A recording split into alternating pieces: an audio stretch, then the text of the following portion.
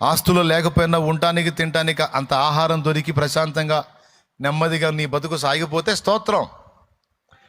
అలా కాకుండా నీవు సమృద్ధి చేత నింపబడి తినుచు త్రాగుచు కొనుచు అమ్ముచు అన్న మెట్టికి వెళ్ళిపోయావంటే చివరికి వాళ్ళ అంతస్తులోకి వెళ్ళిపోతావు, దేవుని ఉగ్రతకు పాత్రమవుతావు. దేవుడు తన పరిశుద్ధులను ఆయన బ్యాలెన్స్ చేసుకుంటాడు. మళ్ళీ చెప్తున్నా, దేవుడు తన పరిశుద్ధులను ఆయన బ్యాలెన్స్ చేసుకుంటాడు. ఆ బ్యాలెన్స్లో భాగంగానే లోకమంతా భోగాలలో మునిగిన మనల్ని అయితే శ్రమ కొలిమిలో ఉంచుతాడు. ఏంటి అని పాయింట్అవుట్ చేయకూడదు దేవుణ్ణి. నీ తండ్రి చేయు శిక్షను తృణీకరింపవద్దు అన్నాడు.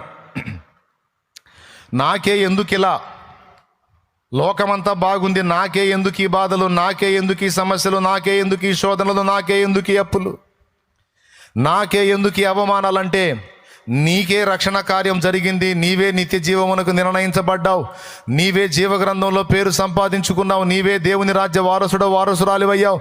నీవు నీ కుటుంబం రక్షణ మార్గంలో